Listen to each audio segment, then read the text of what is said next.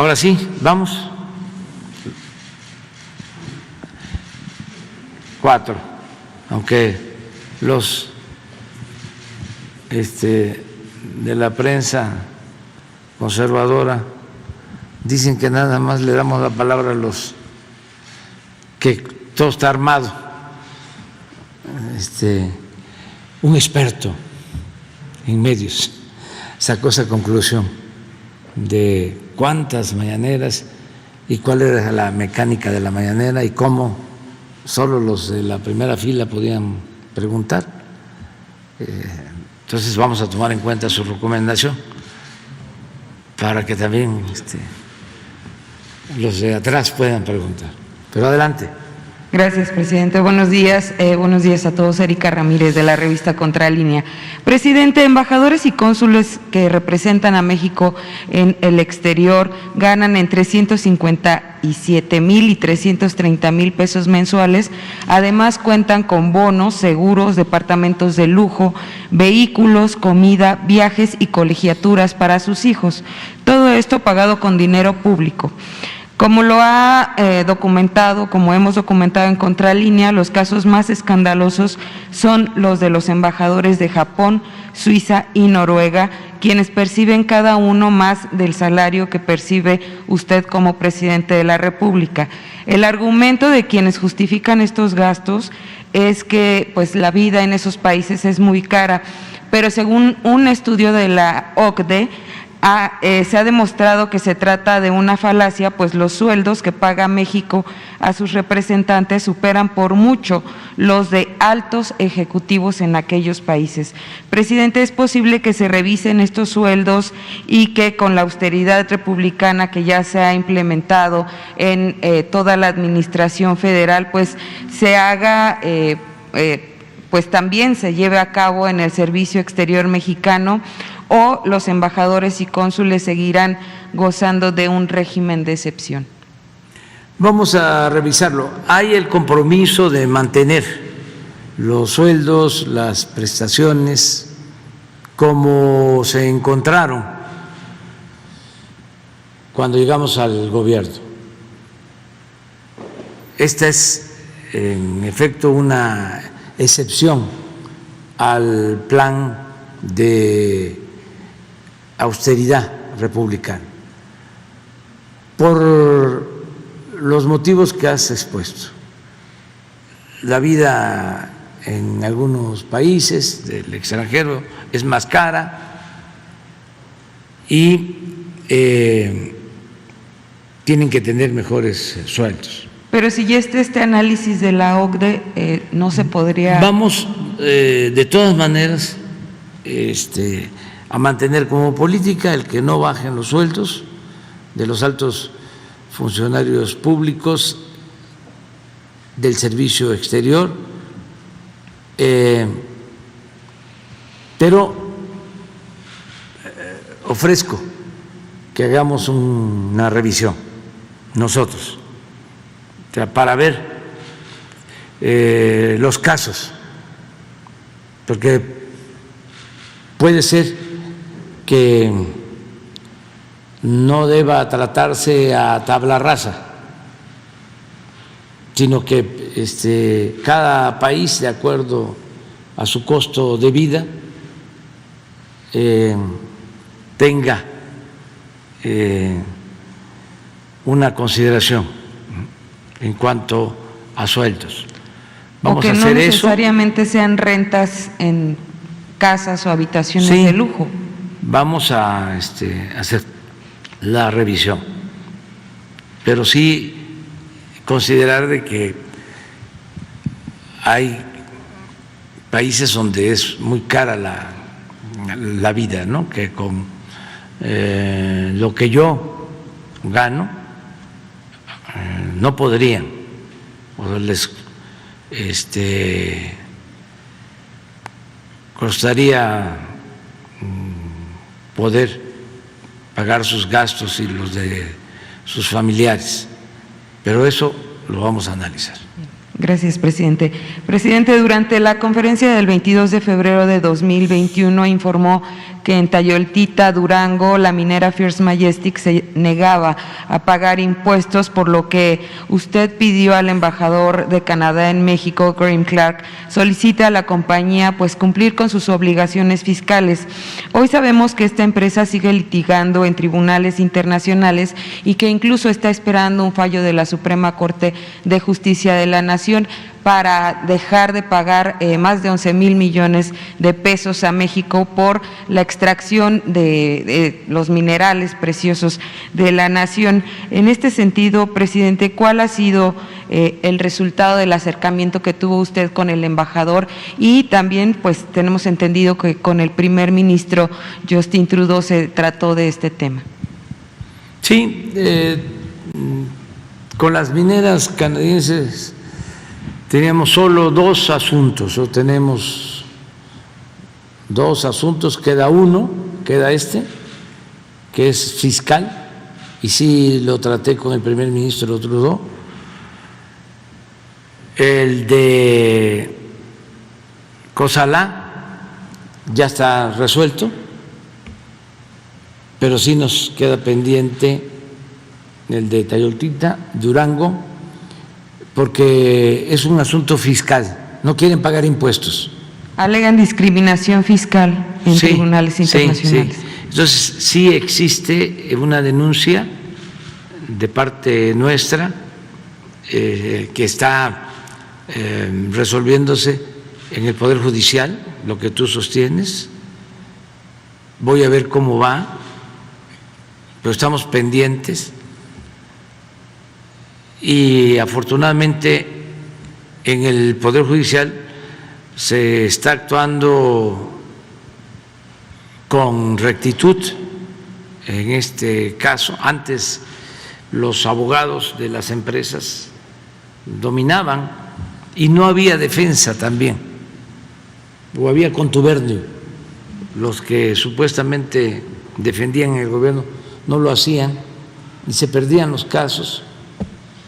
Y había que condonar impuestos a estas grandes empresas o pagarles por daños. Un poco lo de la empresa esta que está demandando, cuando quienes están violando la ley y destruyendo el territorio son ellos, la empresa estadounidense que tiene el banco de grava en Playa del Carmen, Quintana Roo. Entonces estamos pendientes. Es muy claro que ya no hay impunidad, de que ya no se devuelven impuestos, porque no, lo voy a dejar de decir, aunque se molesten.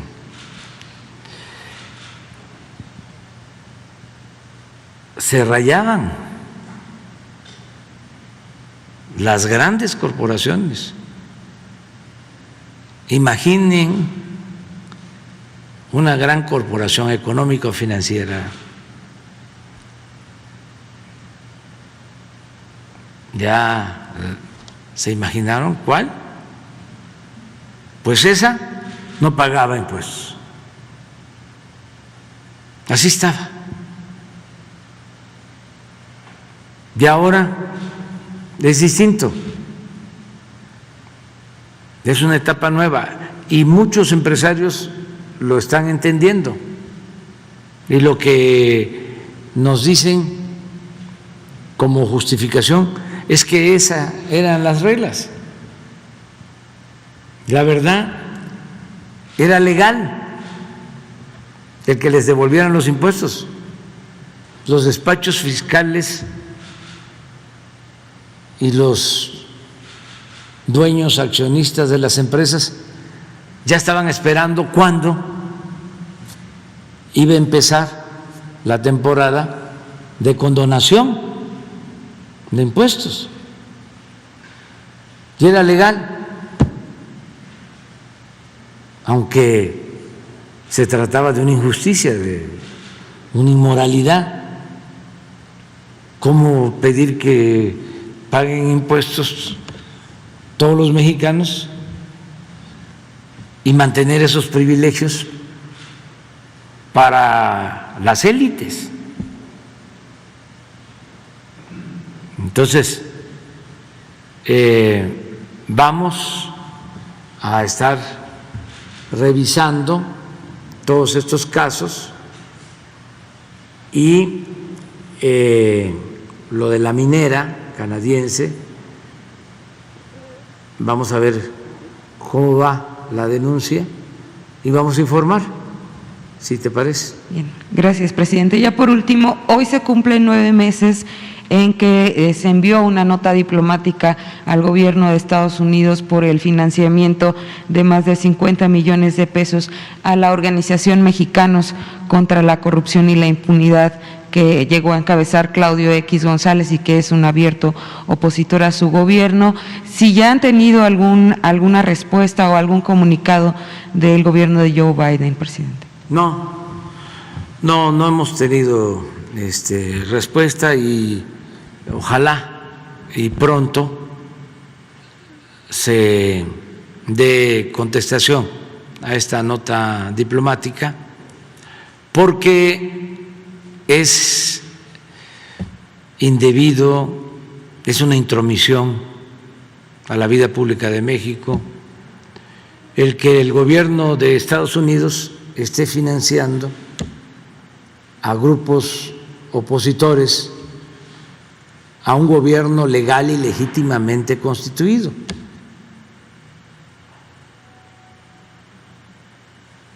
No es correcto, es una violación al derecho internacional. Y este grupo sigue siendo financiado por el gobierno de Estados Unidos y también por grandes corporaciones económicas, todos los que pues no pagaban impuestos y hacían jugosos negocios al amparo del poder público, puros corruptos que no les gusta lo que estamos haciendo, que están en contra de la transformación, porque se acostumbraron a mandar, tenían el privilegio de mandar. Entonces, por eso los ataques cada vez arrecian más. Ahora que salió lo de mi hijo José Ramón, no hay pruebas de nada, absolutamente. Mis hijos no tienen participación en el gobierno. He sido muy claro de que el pueblo nos eligió para acabar con la corrupción, con la impunidad, para que no haya amiguismo, influyentismo, nepotismo, ninguna de esas lacras de la política. Y hemos actuado con honestidad y lo vamos a seguir haciendo. Sin embargo, desde hace años, nuestros adversarios, a los que enfrentamos, porque los consideramos corruptos o paleros, a reporteros, no, reporteros no, conductores de noticias, mujeres y hombres, columnistas, y desde luego los dueños de los medios de información, la mayoría, todos ellos pues están en contra ahora que se generó esta polémica porque ejercí mi derecho de réplica, señalando que Carmen Aristegui mantiene con sutileza, ¿no?, la misma máxima del Lampa del periodismo, de que la calumnia cuando no mancha tizna, y que en su reportaje llegó sobre la renta de la casa de Houston, de José Ramón, su esposa, llegó a decir que era el equivalente a la Casa Blanca, y ya tiene tiempo porque tiene esa actitud, porque simularon por años y ahora ya no es tiempo para simular. Ya la neutralidad en un proceso de transformación no aplica. O soy independiente o no tengo partido o soy objetivo, todo ese cuento, ¿no? En un proceso de transformación se tiene que definir a favor de la verdad, a favor de la ética, de la honestidad, de la libertad, y aplica la frase del Quijote de que por la libertad y la dignidad se puede y se debe ofrecer hasta la vida. Y esto podría ser un referente para el periodismo, para la política, para todo. ¿Cómo quedarnos callados cuando se calumnia? ¿Por qué me voy a quedar callado? ¿No soy libre? ¿Voy a aceptar que mientan, que calumnien, que dañen el proyecto de transformación? Y un periodista de ese equipo escribió: ya hemos pasado, ¿no?, por situaciones así. La verdad que no, porque actualmente se tiene libertades plenas.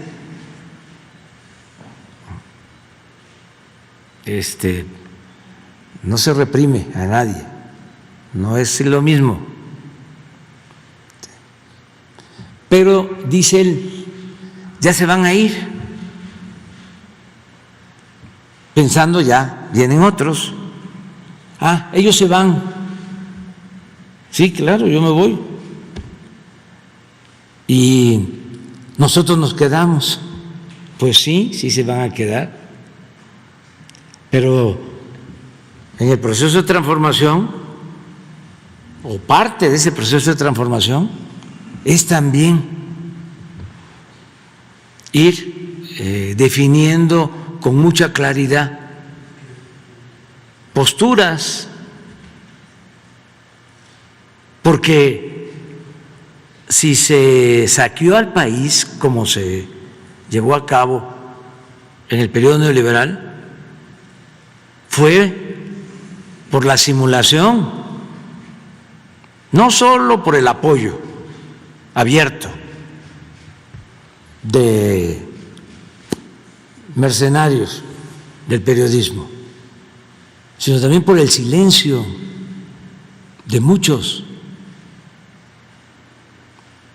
que nunca cuestionaron al régimen de injusticias, de opresión, de privilegios, y simularon y engañaron. Entonces, ya eso, pues ya no va a ser aceptado, ya no es aceptado por la gente. Y eso es un avance en el proceso de transformación. Porque antes los medios destruían. Una campaña no como la que se ha echado a andar en contra de nosotros, con menos intensidad, en otras circunstancias, en otros tiempos, acababa con la autoridad. Ahora no, porque el pueblo está muy consciente, muy consciente. Entonces, hay que seguir con la revolución de las conciencias y hay que seguir tratando estos temas y fuera máscaras.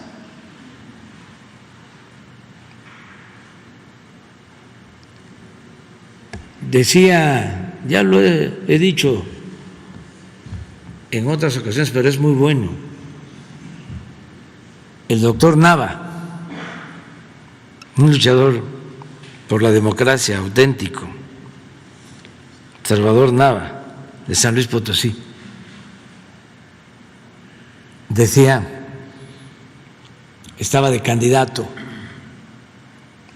y en San Luis había dos periódicos, básicamente. Uno abiertamente gobiernista y otro, así como el Reforma, ¿no?, supuestamente plural, independiente. Y decía, me acuerdo el doctor Nava, el que más nos daña es el supuestamente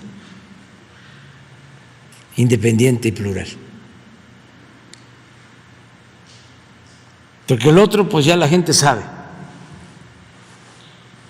que es opositor a nuestro movimiento, ¿no?, al movimiento democrático. Pero el supuestamente independiente, el de la política robalera, ese confunde, engaña a muchos.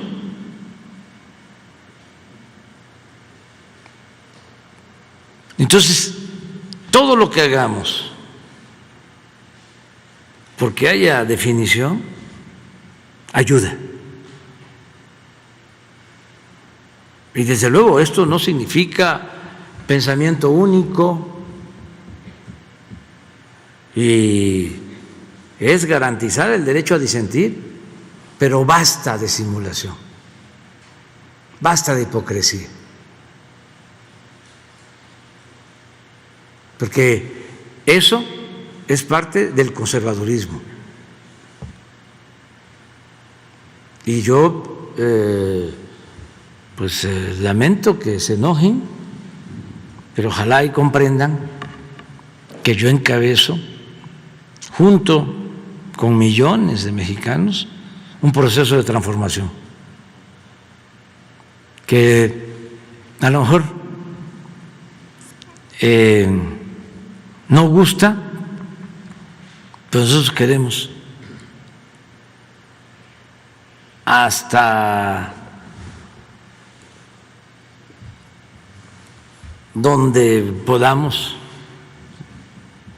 como decía Juárez, hasta donde se pueda y como se puede, ayudar a los pobres y acabar con la corrupción. Entonces, si hay un bloque conservador, como existe en México, se unen todos y tienen su prensa, sus medios, sus comentaristas, sus intelectuales orgánicos, ¿no? Pues no nos vamos a cruzar de brazo. Tenemos que confrontarnos políticamente, desde luego sin agresiones, respetando la libertad, pero es muy bueno el debate, que es cosa de ver qué ha sido el periodismo revolucionario, cómo fue el periodismo revolucionario en México. ¿Cómo fue el periodismo revolucionario? Pues hasta en la independencia, los escritos, es cosa de leer lo que dicta Hidalgo para abolir la esclavitud, o lo que significó el periodismo durante la Reforma. Son los periodistas más inteligentes y patriotas que se haya tenido en toda la historia de México, entre otros Zarco, pero muchos más. Y en la Revolución,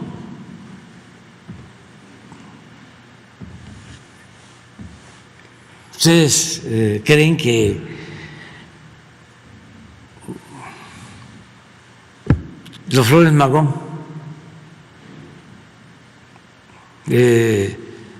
estaban pensando en la moderación,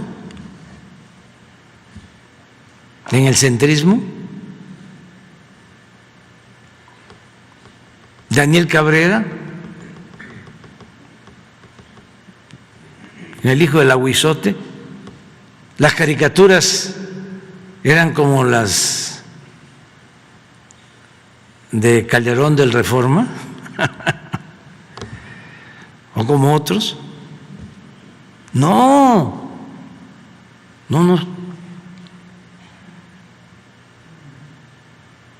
Y claro que tomaban partido, claro que estaban a favor de las causas justas y en contra de los corruptos. Y así son los tiempos actuales, ¿no? Que cada quien se sitúe, ¿no?, en su lugar. Nada de que somos objetivos, ¿no? Habría que preguntar si hay objetividad en el periodismo.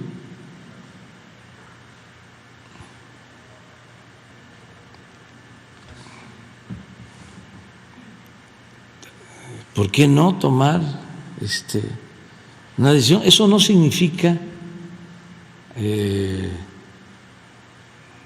convertirse en aplaudidor del que esté en el gobierno. No, pero no engañar. Entonces eso es lo importante, ¿no? Y mucha simulación y mucha hipocresía. Cobraban en el gobierno, ya no cobran, no pagaban impuestos, pero además lo que cobraban, y algunos siguen cobrando. Es un periodista que cobra $1 millón de pesos mensuales.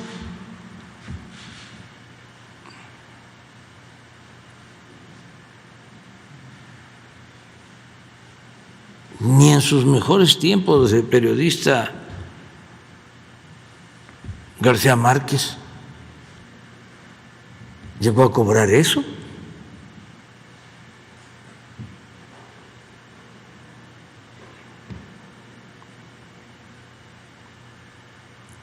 los que leen las noticias.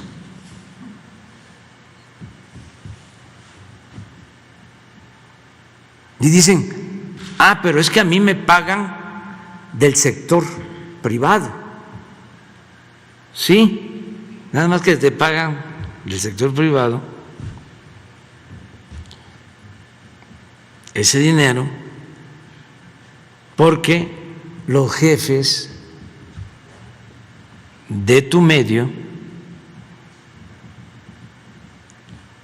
hacen jugosos negocios al amparo del poder público. Si no, no te pagarán eso.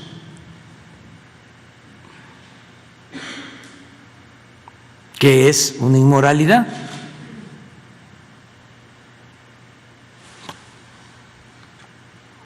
Si fuese un medio que lo hicieran los periodistas, y sí hay,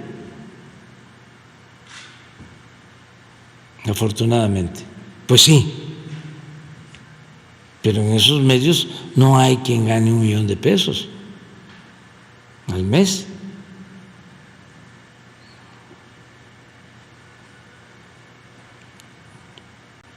Entonces, sí, vamos a seguir.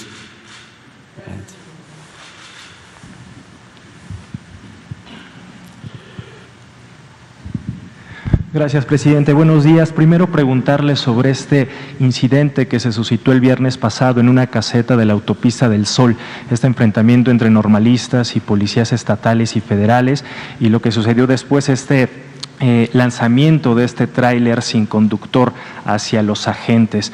Usted, presidente, ¿qué opina sobre ese incidente y si considera que se tiene que investigar y castigar a los normalistas que habrían lanzado este tráiler contra los agentes? Sí, qué bien que me haces esa pregunta. Es muy lamentable lo que sucedió. Fue muy grave porque pudo haber una tragedia, muchos muertos. Se tuvo suerte de que el tráiler se estrelló en una caseta, sí, en un edificio de turismo, y eso lo detuvo porque habían puestos de comerciantes y iban a perder la vida muchos. Muy lamentable esto. Yo quiero hacerle un llamado a los muchachos de la Normal de Ayotzinapa para que ya no actúen de esa forma, porque afectan, ponen en riesgo la vida de otras personas. Y el revolucionario tiene que cuidar al pueblo y se lucha por ideales, no es por la destrucción. No puede haber rebelde sin causa. Entonces, que dialoguen. Le he dado la instrucción que los reciban, que haya diálogo, porque también tenemos información de que hay gente dedicada a actividades ilícitas, infiltradas en este movimiento. Eso a lo mejor ni ellos lo saben. Y por eso lo estoy planteando. Y me dirijo a ellos y le pido también a sus papás que nos ayuden, que estén pendientes de ellos, hablen con ellos, porque ese no es el camino.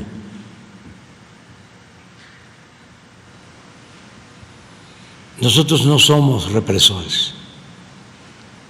Se tomó esa decisión de que no se tomen las casetas porque ya era una situación insoportable.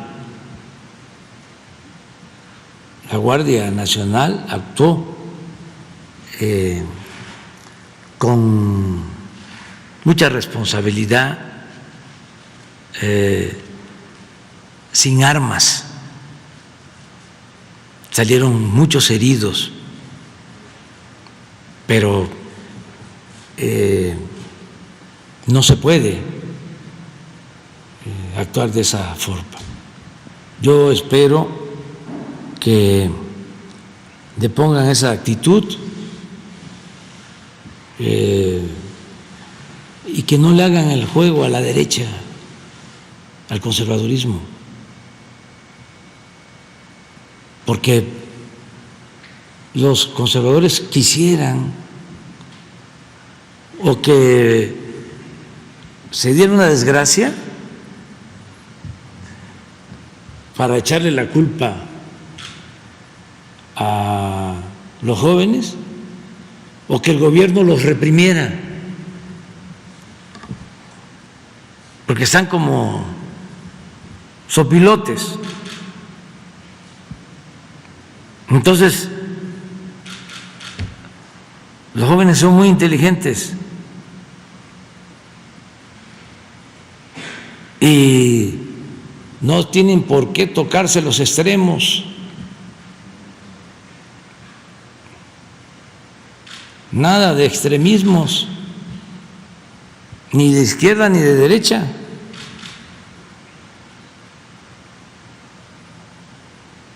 Se puede luchar por los ideales, por los principios, sin violencia. Ese es mi mensaje. Y les digo que están como sopilotes, porque ayer lamentablemente perdió la vida un periodista, aunque la autoridad de Tijuana sostiene que no es periodista, que su tío es el periodista. De todas maneras, ¿no?, perdió la vida. Acababa de pasar, o cuando se dio a conocer, ya estaba el Twitter de Krause.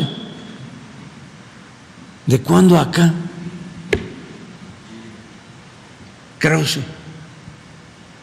con la misma campaña, ¿no?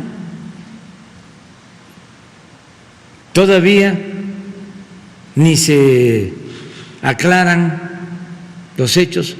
La misma familia mencionó que no se dedicaba a eso, de acuerdo al informe que presenta el gobierno de Baja California, y ya la campaña en medios. Entonces, por eso el llamado a los jóvenes. Si toman la caseta porque les falta dinero, hay becas, y claro que las merecen si son estudiantes pobres. Diálogo, y que no se dejen manipular por nadie, y menos por la delincuencia.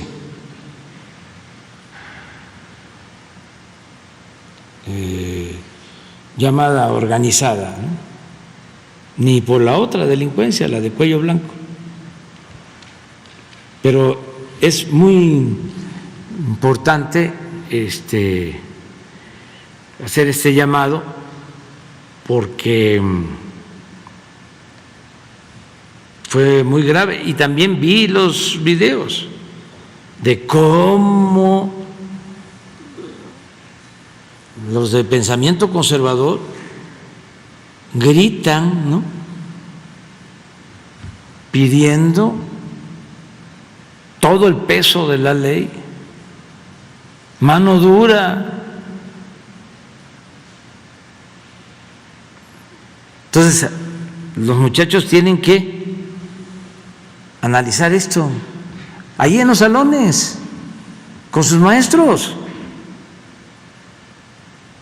Yo creo que queda en las redes lo que digo, pues que lo pongan en la Asamblea General, lo que estoy diciendo, y que tengan una respuesta a este emplazamiento para que no se opte por la violencia y no se actúe sin proponérselo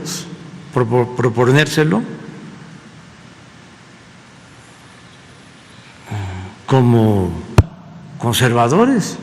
Presidente, hablando precisamente de responsabilidades y del peso de la ley, ¿está usted a favor de que se les investigue y se castigue a quienes lanzaron ese tráiler? Se está haciendo la investigación. ¿O por el contrario, como dice la alcaldesa de Acapulco, que no hay ni siquiera a quien investigar porque iba solo el camión? La investigación, pero hay que buscar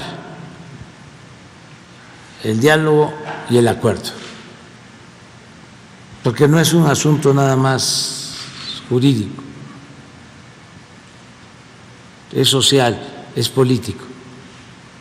También por lo que declaró la alcaldesa, vi a los conservadores cuestionando lo que dijo. También así, todos los más famosos y famosas burlándose, ¿no?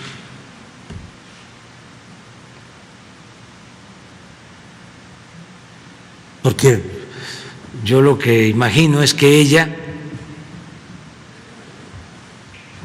pues no quiere actuar como los de antes o como actuaba el gobierno de Felipe Calderón, para ser muy claro,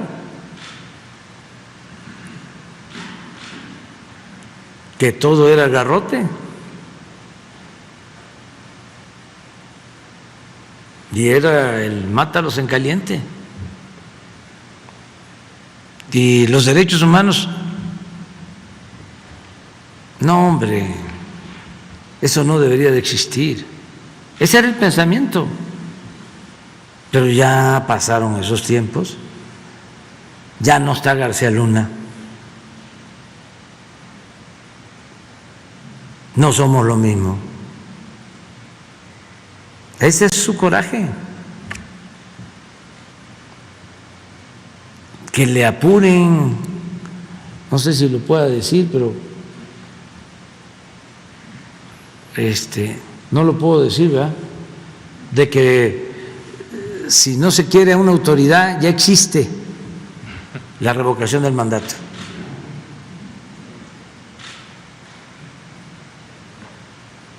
Todos ahí agarraditos de la mano, todos,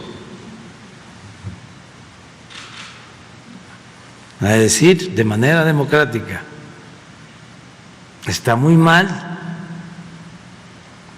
hay un caos y hay que hacer valer la democracia, y la política se inventó para poner orden en el caos. Adelante. Pero eso de que las denuncias y más las campañas de calumnia, pensando que con eso van a ser candidatos, porque ya usan esa politiquería para proyectarse, ¿no? Ellos sí van a saber cómo enfrentarnos. Pues no es serio eso. Se desdibujan, enseñan el cobre. Presidente, a reserva de las investigaciones en este caso y por último sobre este tema, ¿considera que quienes pudieron haber estado detrás de estos hechos violentos fueron personas infiltradas en este movimiento de los estudiantes? Sí, no lo descarto. No lo descarto, por eso estoy haciendo el llamado a los jóvenes. Porque es una zona, es una región donde hay delincuencia organizada. Infiltrados por delincuentes, aparentemente. Sí, en la dirección, o sea, aparentemente luchando por causas justas. No hay que hacer a un lado el que, por ejemplo, en el huachicol, los huachicoleros, los jefes, los que tenían el gran negocio, tenían base social, porque cuando iban a ordeñar un ducto o abrir una toma clandestina para robar combustible, le dejaban algo a la comunidad, a la gente. Pues por eso fue la desgracia de Hidalgo. Hasta anunciaban tal día va a haber, y la gente llevaba sus cubetas y ellos sacaban pipas y defendían. Con el narcotráfico pasa lo mismo. Empiezan a repartir despensas, una base, que es lo que estamos enfrentando ahora con el apoyo a los jóvenes, porque todo esto se agravó porque se abandonó a los jóvenes y porque además había complicidad, era lo mismo la autoridad que la delincuencia.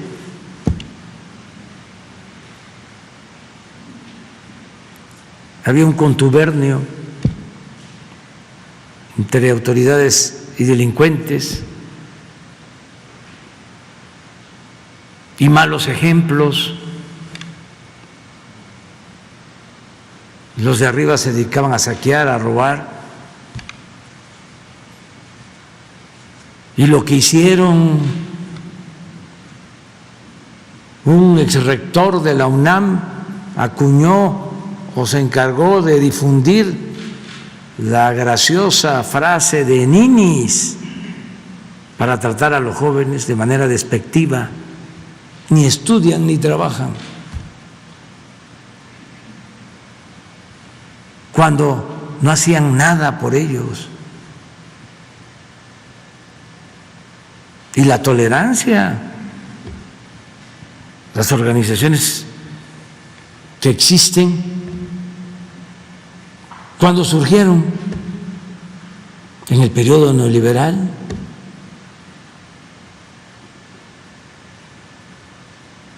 Los grupos de delincuentes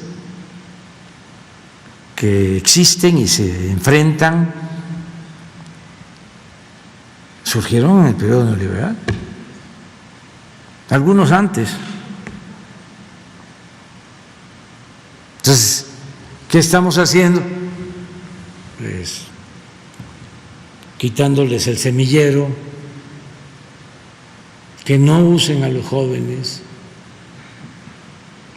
Esa es la labor.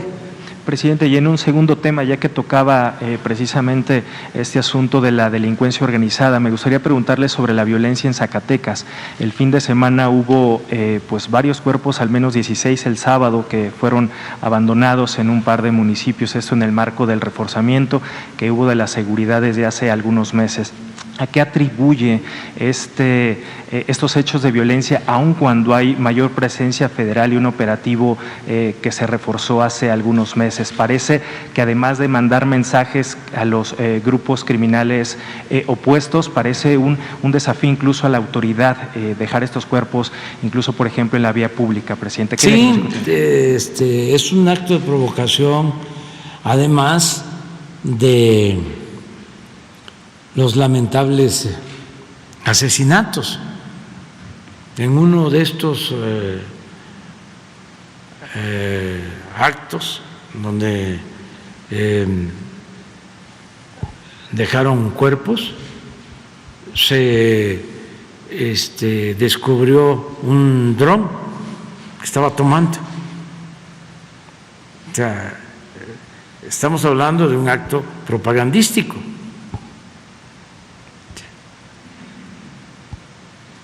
Y es un enfrentamiento de grupos, pero también hay mucho de provocación.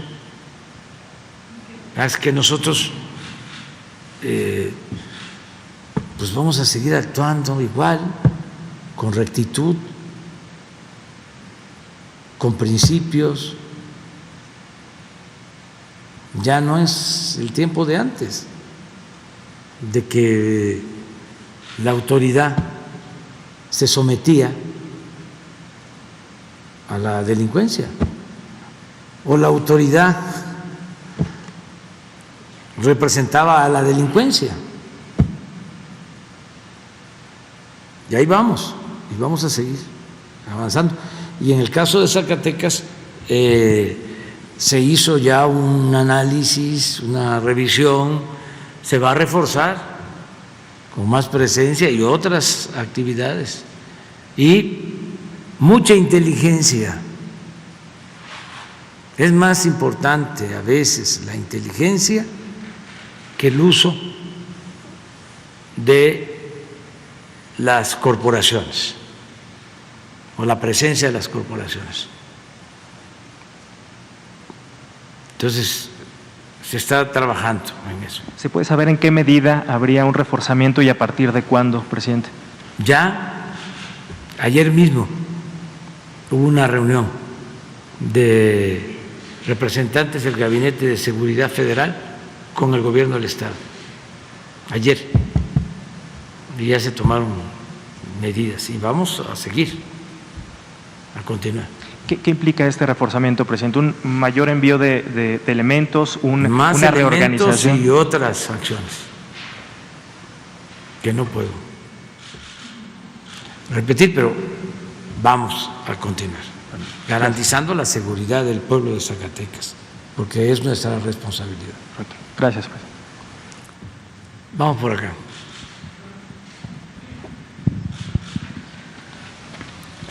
Buenos días, presidente. Pedro Domínguez, de Milenio. Preguntarle su opinión sobre la crisis que se está viviendo en Perú, en donde la oposición ya está maniobrando para intentar destituir nuevamente al presidente Castillo, quien justamente hizo una renovación de su equipo de trabajo para enfrentar estas maniobras e intentar salvar a su gobierno. Preguntarle su opinión al respecto y si su gobierno, si México estaría reforzando, estaría en comunicación con el gobierno del presidente Castillo para ampliar la ayuda o la asesoría que estaba dando su gobierno al gobierno de Perú frente a esta crisis puntualmente, presidente. Pues nosotros somos respetuosos de las decisiones que se están tomando en otros países, pero es evidente que el conservadurismo está haciendo labor en contra del gobierno legal, legítimamente constituido. Ganó el presidente Castillo, así lo decidieron los peruanos, Pero los conservadores son iguales en todos lados, unos más burdos, otros más hipócritas, son demócratas cuando les conviene. ¿Cómo es posible que se lleven a cabo elecciones? Hace 6 meses que toma posesión y ya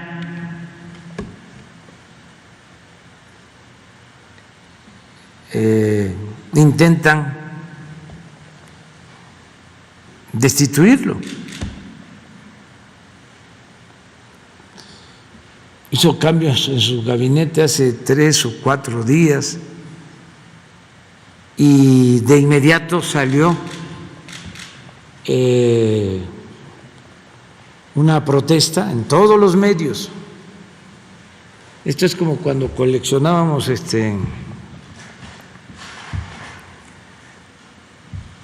figuritas de los árboles. Así me pasa a veces cuando veo lo que está pasando en otros países. Ya nada más digo, esta ya la tengo.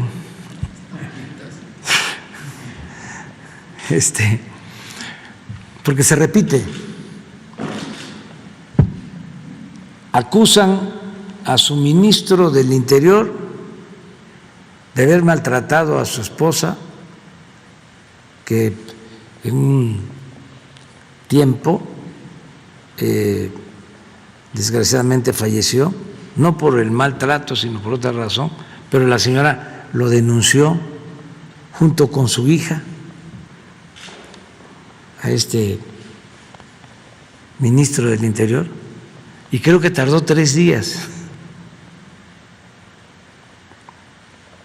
en el cargo. La señora Xiomara de Honduras,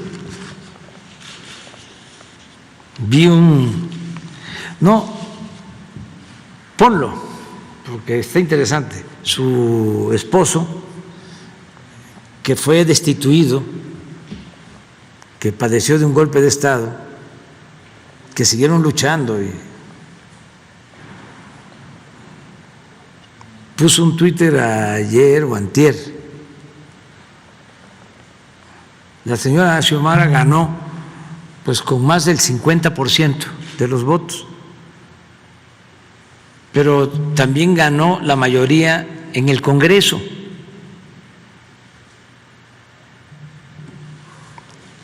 Sin embargo, para ganar la mayoría en el Congreso hubo una alianza.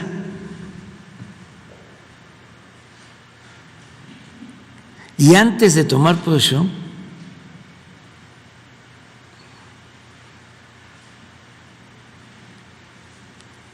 se parte esa alianza y se van los legisladores de un bloque y se juntan con los conservadores, pues,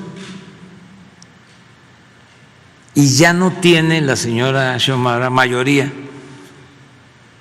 en el Congreso. Antes de tomar posesión. Y desde que toma posesión empieza la campaña mediática.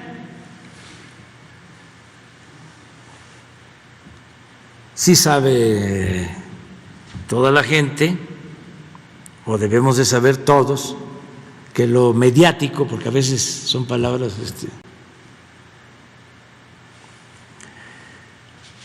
que no se conocen. No me gusta hablar físico, dirían en mi pueblo. Lo mediático es lo que tiene que ver con los medios de comunicación,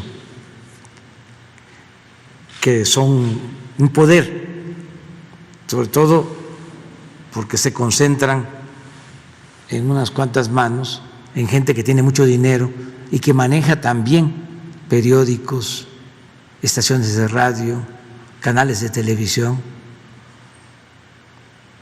Entonces, ya comenzó la campaña en contra de ella y ahora la están acusando de corrupción. Está llegando, pues creo que lleva un mes, ¿no? Pero es lo mismo, porque se sienten desplazados los que dominaban.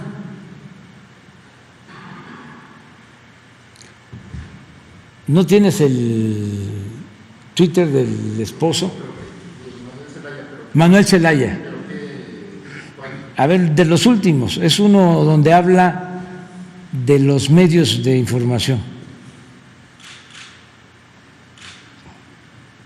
Debe ser de ayer o de antier.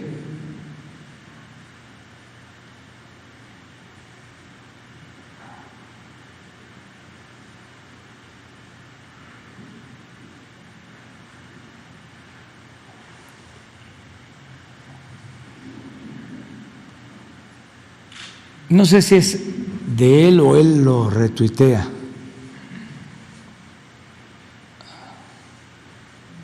Pero es por lo que me preguntas, ¿no?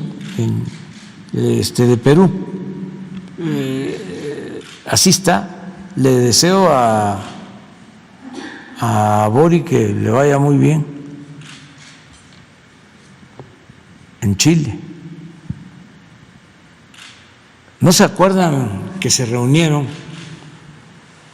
todo este bloque de derecha conservador, creo que en Miami, y el invitado especial fue Vargas Llosa?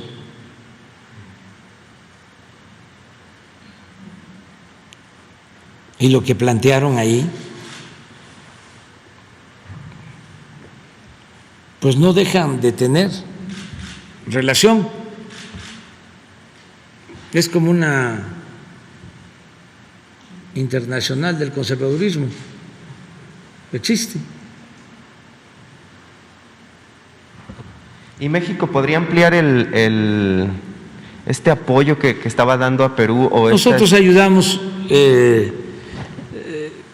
siempre a los gobiernos legal, legítimamente constituidos, y cuidamos nada más los principios de no intervención, de autodeterminación de los pueblos,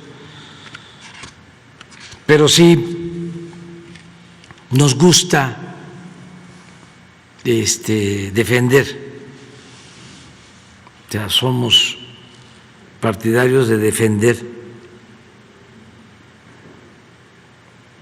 a quienes luchan por la justicia y por la democracia, quienes luchan por transformaciones, por cambios.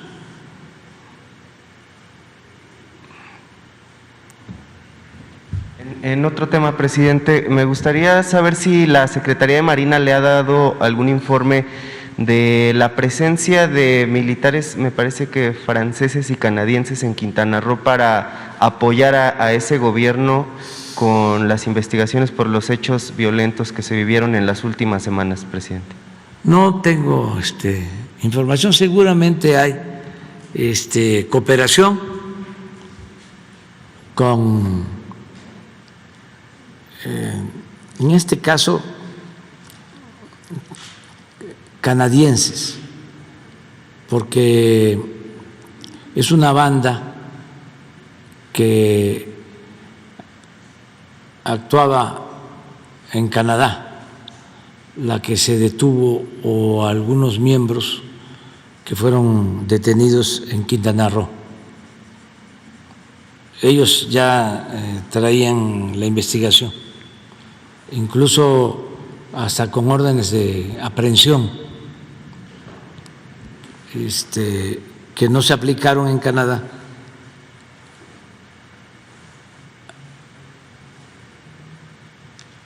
Falta mucho para el día 20, que es el informe de seguridad, pero le voy a pedir al secretario, al almirante Ojeda, que les informe.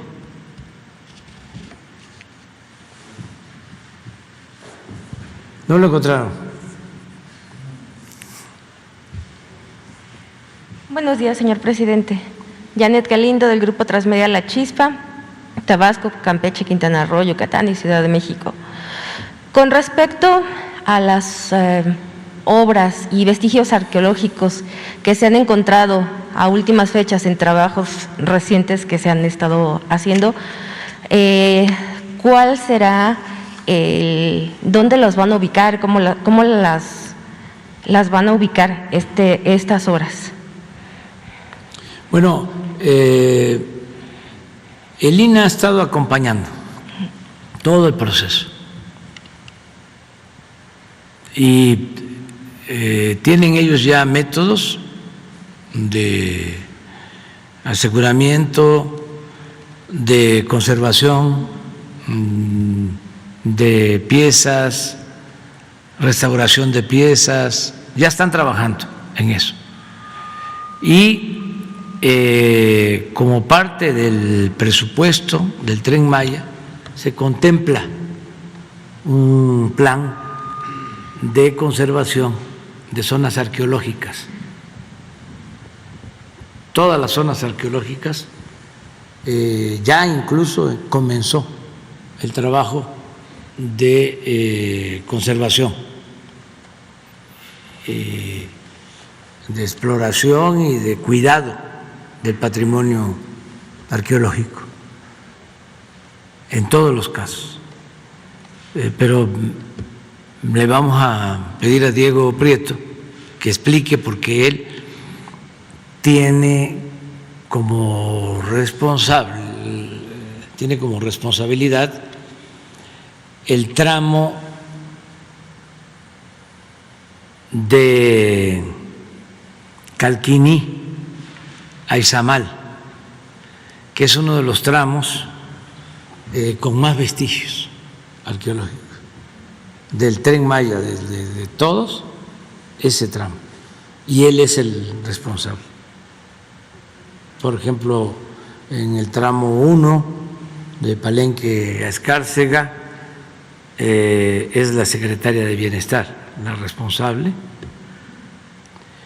En el tramo 2 es María Luisa de Albores. El tramo que es Escárcega a Calquiní. El tramo 3 es el de Diego Prieto, de Calquiní a Izamal. El tramo 4 de Izamal a Cancún es Jorge Arganis. Y el tramo 5, que es Cancún-Tulum, es Román Meyer. O sea, tienen su responsabilidad cada secretario o funcionario público, pero él puede informar. Le voy a pedir aquí a Jesús para que les informe. No encontraron nada. A ver qué, a ver si es ese. ¿En dónde es que los veo yo?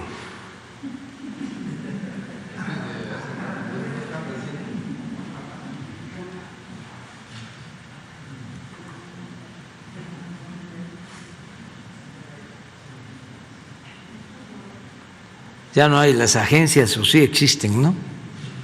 Las agencias informativas. Pero ya todo es por redes.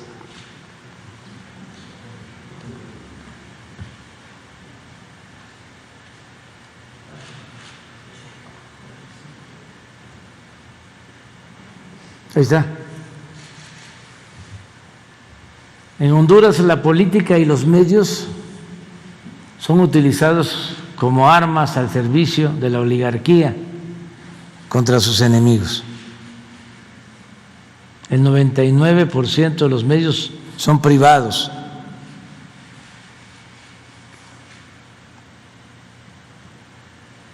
y en mayoría se dedican a defender los intereses del patrón. El 1% son estatales y defienden a quién sabe quién es.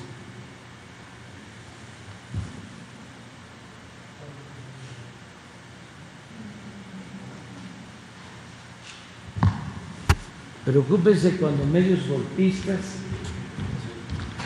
impulsan candidatos, ese es de un movimiento. La mejor manera de saber que estamos bien es porque siguen hablando mal de nosotros. Esa es nuestra única propaganda efectiva. Carlos Estrada debe ser defensor de la presidenta. Pero así está. ¿De cuándo es este?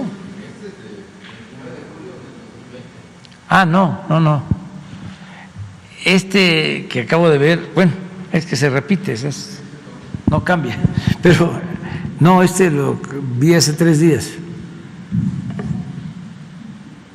Hace como 3 días. Pero es lo mismo, sí.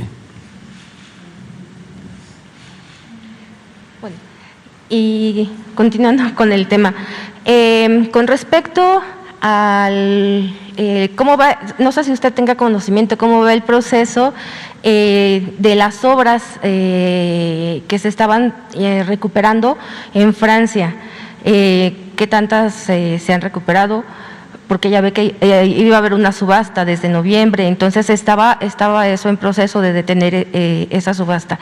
¿Cómo va ese proceso nada más? Pues Gracias. Sigue la campaña. Gracias. Buscando que se haga conciencia en los compradores de que están adquiriendo objetos robados, que son obras de arte de los mexicanos y que son inmorales las subastas que se llevan a cabo en Francia. Es muy lamentable que el gobierno de Francia no haya legislado sobre esto, como sí sucede en el caso de Italia, y debería de suceder en todo el mundo, el que no se permitan estas subastas de piezas de arte que fueron sustraídas, que fueron robadas, saqueadas de otros países donde florecieron grandes civilizaciones, como es el caso de todo el arte que se han robado de México, que está en los museos y en las colecciones privadas de países del extranjero. Yo ya envié un exhorto a todos los servidores públicos y estamos buscando relación con los gobiernos, enviándoles comunicaciones. Beatriz, mi esposa,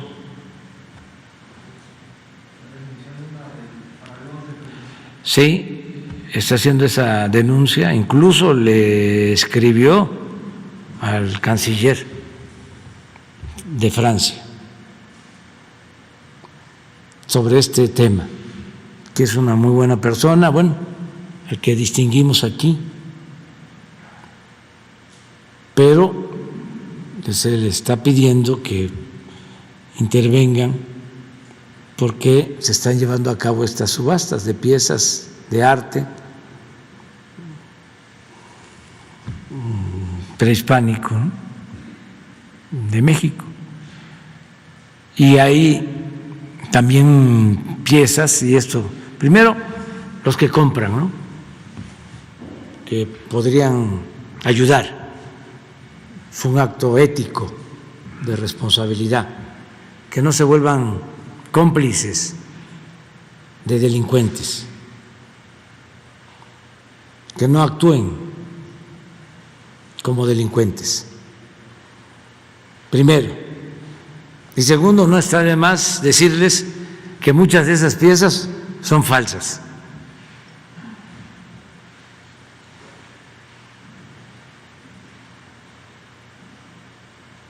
Porque tienen el descaro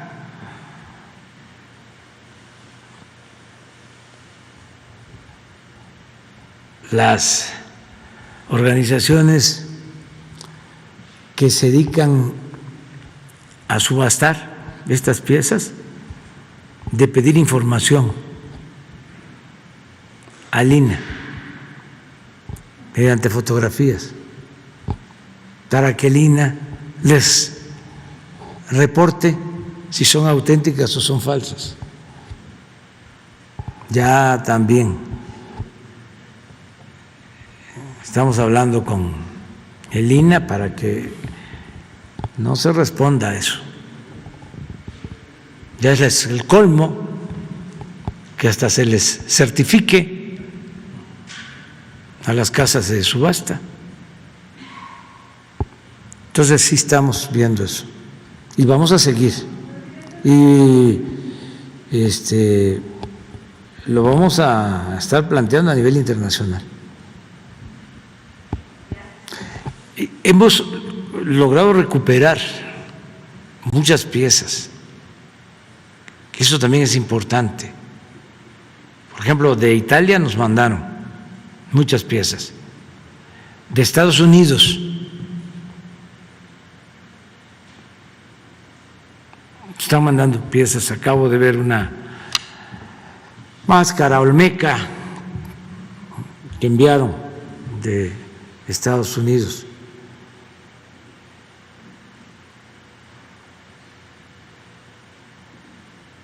Y vamos a continuar recuperando el patrimonio cultural de México.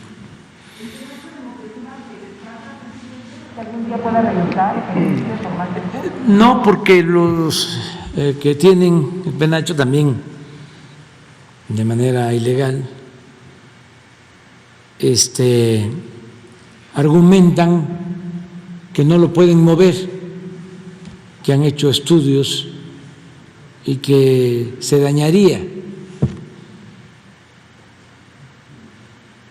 No se lo quisieron prestar ni a Maximiliano.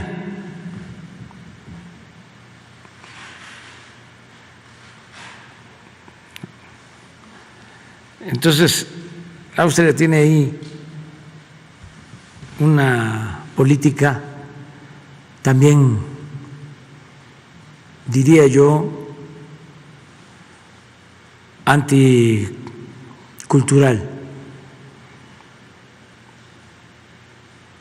o egoísta, porque ahora se hicieron los trámites, le envié una carta al presidente, no era que nos devolvieran el penacho, sino que se buscara la forma de traerlo para exponerlo. Se negó completamente.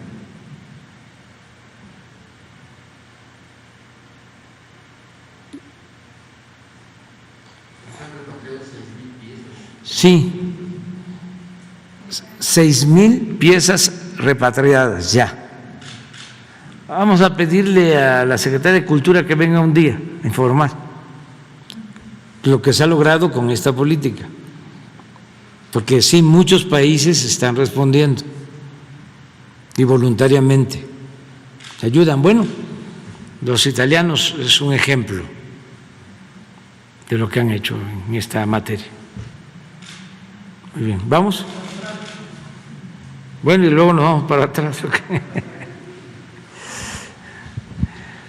Buenos días, señor presidente. Víctor, buen día para Víctor Blogs y México Informa. Presidente, sé que ya ahorita comentó al inicio de la conferencia de prensa el tema de la veda electoral.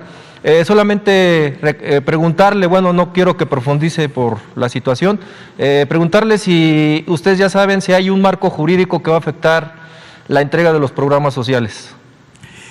Estamos ahora haciendo una consulta y a lo mejor vamos a formalizar un recurso para que el Poder Judicial nos aclare qué se puede hacer, qué no se puede hacer. Vamos a procurar ser muy claros. O sea, por ejemplo, lo de la entrega de los recursos de los programas. Sí, ya se decidió entregar por adelantado, pero hay otras cosas, obras,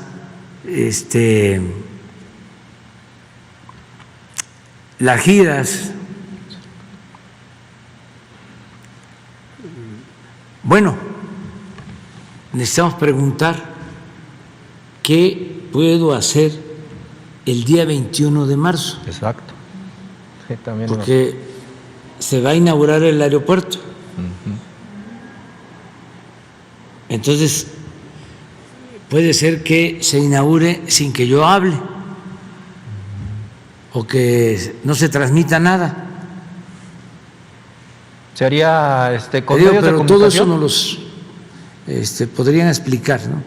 Bueno, sé que el día de hoy se publica, ¿no? el acuerdo que se colocó en el INE y ya se estaría colocando en el Diario Oficial de la Federación, y ustedes ahí desde ahí partirían a revisar todo. Sí, yo creo que ya es desde hoy. Sí, claro. Por eso no tocamos no. nada. Perfecto. Aunque tan complicado, por eso queremos saber para apegarnos. Sí, pero a lo mejor sin medios, nada más de supervisión, que vaya yo a las obras, sin medios. ¿O solo aquí en la mañanera Lo vamos a pedir, se va a pedir un recurso, o sea, se va a elaborar un recurso para que nos aclaren bien y se defina bien. No, yo creo que es el Poder Judicial. Eso lo están viendo los abogados, lo está viendo Adán, el secretario de Gobernación, con la Consejería Jurídica. Ya me voy. Ya nomás la última, presidente, ya, para terminar. ¿Sí me permite? Sí, ¿Sí? otra. La última ya. Sí. Como dicen por ahí, la última nos vamos. Presidente, ¿qué tendría que pasar para que haya una atención eficiente en el consulado de Nueva York, presidente? ¿Qué es lo que tendría que pasar para que se le pueda atender las peticiones que han hecho los hermanos migrantes allá en Nueva York, presidente? No es el primer, la primera vez que se ha colocado este tema. Han venido compañeras, bueno, por ahí mi Vamos compañera. a pedirle a Marcelo que revise estos casos. Bueno, de hecho, no sé si tenemos lo de Nueva York y lo de Texas, de Dallas. Los hermanos migrantes me compartieron están compartidos unos videos en redes sociales. Si gusta, le puedo pasar 2 videos de una mala atención por ahí. Sinceramente, hay una mala atención en el sentido de que ni siquiera por una emergencia hay una atención eficiente, presidente. Entonces, si gusta, ahorita le comparto los 2 videos a Jesús para que los pueda revisar. Sí. Yo le tengo confianza a Marcelo y él va a actuar. Ok, presidente. En los casos estos, si se tienen las pruebas y hay razón, ¿no? Gracias, presidente. Sí. Entonces, quedamos para mañana, ¿les parece? Mira, ¿de dónde eres? Bueno, yo voy para allá. Voy a estar en Hermosillo el viernes. A ver, sí, porque Sonora está muy lejos, además. Gracias. Cuna de la revolución. Tirso, amante de Radio Sonora, la radio pública del Estado. Presidente, me gustaría preguntarle acerca de la regularización de los carros de procedencia extranjera. Particularmente hay 2 aduanas únicamente, una en San Luis, otra en Nogales, y si pusiéramos el ejemplo, por ejemplo, de alguien de Álamos, tendría que hacer un traslado de 8 horas para llegar a la frontera. ¿Se ha contemplado la posibilidad de abrir una aduana temporal, por ejemplo, en Guaymas, que quizás estaría más cerca para las poblaciones del sur? También preguntarle en este caso sobre los certificados, y aprovechando que está Profeco, porque hay quienes se podrían estar pasando de rosca con las verificaciones y las certificaciones que se piden en el decreto, como el de emisiones de gases, el de no robo, la revisión mecánica, si va a haber algún tipo de mecanismo para regularizar todos estos procesos. Y por último, ya aprovechando, si va dentro de su equipo, lo acompaña ya sea el subsecretario Encinas o la comisionada de búsqueda de personas, ya que pues el tema de búsqueda de colectivos de madres es un tema constante y permanente, saber si lo acompañan para dar seguimiento a estos temas. Sí, van a estar ellos. Vamos a tener una reunión de seguridad en Hermosillo el viernes por la mañana. Vamos a estar en Sonora viernes, sábado y domingo. Y va todo el gabinete de seguridad y va a estar Alejandro Encinas.